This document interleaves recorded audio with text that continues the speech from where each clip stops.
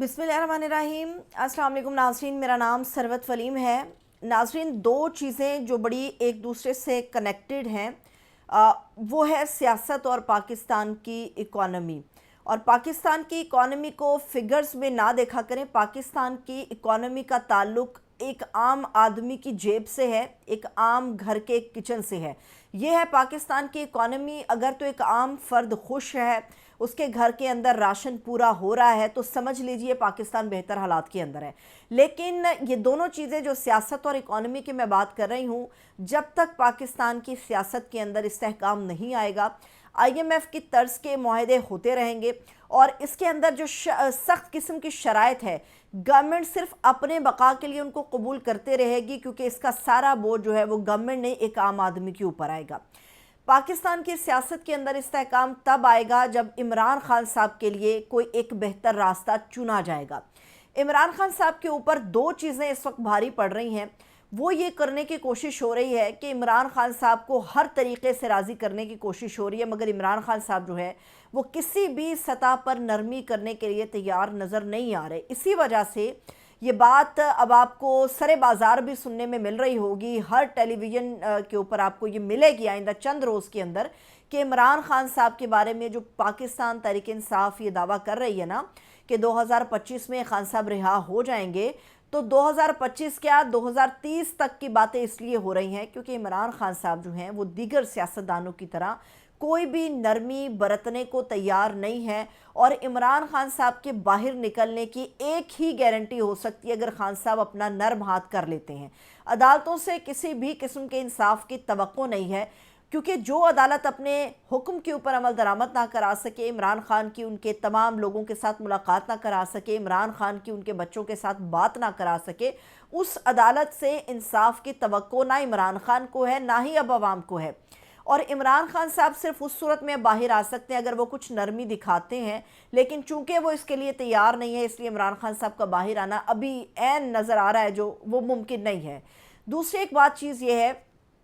कि ईद के बाद पाकिस्तान तहरीक इंसाफ के बारे में ये हमें पता चल रहा था कि वो कोई एहतजाज करने जा रहे हैं, कोई अपोजिशन का ग्रैंड अलायंस करने जा रहे हैं। सलमान अकरम राजा तो इस स्टेटमेंट से पीछे हट गए हैं कि जी ईद के बाद हम कोई तहरीक चलाएंगे, क्योंकि अभी उनके ख्याल में अभी बहुत काम ऐसा है जो ग्रैंड अलायंस बनाने के नतीजे में करना बाकी है, तो इसलिए ईद के बाद ये नहीं होने जा रहा। लेकिन जो एक बड़ा काम ईद के बाद होने जा रहा है वो आवाम के लिए भी ख़तरनाक है और ये समझा जा रहा है कि शायद इमरान खान को भी नुकसान पहुँचाएगा। जो इमरान खान को नुकसान पहुंचाने वाला काम है उसके ऊपर पहले बात कर लेते हैं। एक फॉरवर्ड ब्लॉक है जिसको बनाने की तैयारी तकरीबन हो चुकी है और इसके बारे में हर जगह पर बात हो रही है। वो लोग भी बात कर रहे हैं जो इस वक्त इमरान खान के साथ हैं और वो लोग भी बात कर रहे हैं जो इस वक्त इमरान खान की मुखालफत में खड़े हैं, और इन दोनों ग्रुपों का ताल्लुक PTI से है।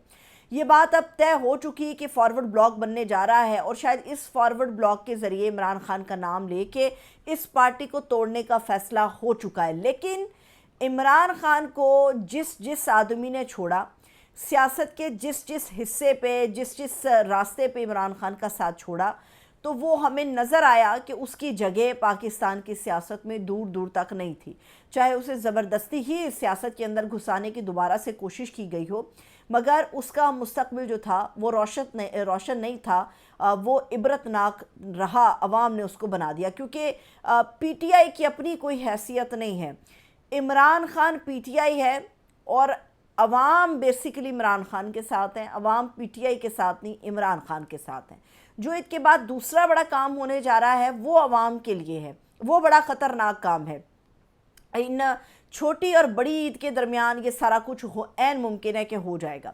IMF के साथ जो एग्रीमेंट हुआ है उसमें ये कहा तो जा रहा है कि हमें IMF के साथ जो है वो स्टाफ लेवल का एक मुआहिदा हमने कर लिया है और पाकिस्तान के अंदर जो है वो कर्ज़ हमें मिल जाएगा, पाकिस्तान को कुछ ऑक्सीजन जो है वो दस्तयाब हो जाएगी। लेकिन बेसिकली जो ईद के बाद वारदात होने जा रही है इसमें गुर्बत भी बढ़ेगी, इसमें बेरोज़गारी भी बढ़ेगी और इसमें महंगाई आपको कई गुना बढ़ती हुई नज़र आएगी। एक आम आदमी जो आज भी अपना घर के किचन को चलाने में बड़ा परेशान नज़र आता है, वो आइंदा चंद रोज़ में आपको कहीं ज़्यादा तकलीफ़ के अंदर, कहीं ज़्यादा मुश्किल के अंदर नज़र आने वाला है। हुकूमत की तरफ से पहले 23 मार्च को ये ऐलान हुआ था कि जी हम 23 मार्च को अनाउंस करेंगे कि बिजली की जो कीमतें हैं वो कम होंगी, लेकिन अभी गुज़श्ता रोज़ पता चला है कि शहबाज शरीफ साहब ने ये कहा है और वज़ीर तवानाई की तरफ से भी इस चीज़ के ऊपर कहा गया है कि चंद रोज़ में एक्सपेक्टेड है कि हम 7 रुपये फ़ी यूनिट तक जो है वो बिजली को कम कर देंगे। लेकिन ये तो हमें बताया जा रहा है कि आवाम के लिए बिजली का फ़ी यूनिट कम होगा, लेकिन ये नहीं बताया गया कि IMF ने जो पैसे देने के ऊपर रजामंदी ज़ाहिर की है उसके अंदर क्या ऐसी कड़ी शराइत हैं जिसकी वजह से आवाम महंगाई और गुर्बत की चक्की में, बेरोज़गारी की चक्की में मज़ीद फंसने वाली है। होने ये जा रहा है कि ये जो एग्रीमेंट हुआ IMF के साथ, इसके अंदर ये तय किया गया है कि एक तो पानी की कीमतों में इजाफा किया जाएगा और दूसरा जो कार्बन लेवी है उसका भी जो है वो निफाज किया जाएगा। कार्बन लेवी से अगर शुरू करें तो कार्बन लेवी बेसिकली उन ममालिक के लिए तो अच्छी है जो माहौलियाती तब्दीलियों से मुतासिर हैं, लेकिन पाकिस्तान जैसा मुल्क जो माहौलियाती तब्दीलियों से मुतासिर ज़रूर है मगर यहाँ पर पॉलिसियाँ नहीं हैं। अवाम का इसके ऊपर असर क्या पड़ेगा ये मैं आपको बताती हूँ। कार्बन लेवी बेसिकली एक टैक्स होता है, एक किस्म की एक फ़ीस होती है जो वसूल की जाती है और उमूमी तौर पे इसका निफाज उन तमाम फैक्ट्रियों पे, कंपनियों पे, उन सरगर्मियों पे आयद होता है जहाँ से कार्बन डाइऑक्साइड जो है ये इस गैस का, इस मुसर गैस का जो है वो अखराज कहीं ज़्यादा होता है। अब ये जो फ़ीस लगेगी, जब ये कंपनियां ये फ़ीस अदा करेंगी यानी कि उनके ख़र्च में इजाफ़ा होगा,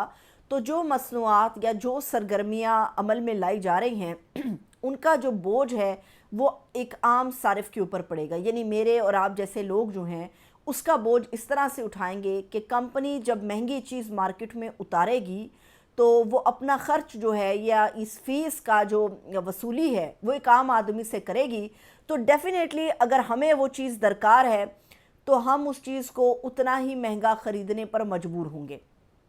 क़ुव्वत ख़रीद कम हो जाएगी क्योंकि महंगाई बढ़ चुकी होगी और हुकूमत ये राग लापेगी कि चूँकि महंगाई जो है वो कम हो गई है तो आम आदमी जो है वो राज़ी बाजी है, तो कार्बन लेवी जो आयद की जाएगी कंपनियों के ऊपर उसका ऑटोमेटिकली जो एक फ़र्क पड़ेगा वो एक आम सारिफ के ऊपर पड़ेगा।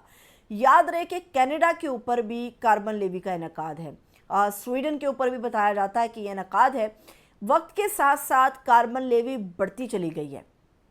और जिसकी वजह से वहाँ के लोगों के ऊपर भी, एक आम आदमी की जेब के ऊपर भी असर ज़्यादा पड़ा है। पाकिस्तान जैसा मुल्क जहाँ पर 2 करोड़ से ज़्यादा नौजवान जो हैं वो बेरोज़गार हैं, जिस मुल्क में गुर्बत का ग्राफ मुसलसल ऊपर जा रहा है, जिस मुल्क में महंगाई का ग्राफ कहीं ज़्यादा है, जिस मुल्क में आवाम की क़ुव्वत ख़रीद कम हो चुकी है, वहाँ पर अब कार्बन लेवी का जो इनकाद होने जा रहा है और कहा जा रहा है कि ऐन मुमकिन है कि जुलाई तक ये जाएगा क्योंकि अभी ये एग्जेक्टिव बोर्ड के सामने पेश होगा। अभी ये देखना है कि कितने % जो कार्बन लेवी है इसको आयद किया जाता है। जो दूसरी बड़ी मुश्किल है तमाम पाकिस्तान के लिए वो पानी की कीमतों में इजाफा है।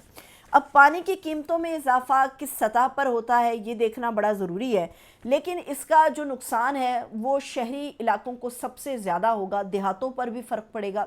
मगर जो शहरी इलाके हैं वहाँ पर भी फ़र्क पड़ेगा। अब जो पानी की कीमतों में इजाफा होगा उसमें चूँकि पानी हर घर में हर फर्द की एक बुनियादी ज़रूरत है, बुनियादी जुज़्व है ये, और इसका कोई अल्टरनेट नहीं है, पानी का कोई मुतबादल ज़रिया नहीं है। इसीलिए जिन सनतों में पानी का इस्तेमाल बहुत ज़्यादा होता है वहाँ पे जब उनका ख़र्च ज़्यादा होगा क्योंकि वो पानी महंगा ख़रीद रहे होंगे, पानी का जब ख़र्च ज़्यादा बढ़ेगा उनका तो उसके नतीजे में वो अपनी लेबर को कम करेंगे, वहाँ से अपना पैसा बचाएंगे जिसकी वजह से बेरोज़गारी होगी। और दूसरी बात यह है कि यही सनतें जब मार्केट में अपना सामान निकालेंगी या जो भी यहाँ पर मैन्युफैक्चरिंग होती है वो जब मार्केट के अंदर उतरेगी तो ऑटोमेटिकली उसको ख़रीदने वाले शख्स की जेब के ऊपर जो है वो इसका असर पड़ेगा। दूसरी बात यह है कि पाकिस्तान में ऑलरेडी हम देख रहे हैं कि एक एग्रीकल्चर टैक्स जो है उसको मुतारिफ़ कराया गया है और पानी की कीमतों में अगर इजाफा होता है तो देहात में जो किसान है वो सबसे ज़्यादा मुतासर होगा और जो ज़रई पैदावार है उसकी जो लागत है वो बढ़ जाएगी। उसके नतीजे में जो सब्ज़ी मार्केट के अंदर निकलेगी जब उसको एक आम शख्स ख़रीदने जाएगा तो उसकी कीमत जो है उसको कई गुना ज़्यादा मिलेगी और वो ये राशन या तो कम मिकदार में या इसको घर तक लाने के काबिल नहीं रहेगा।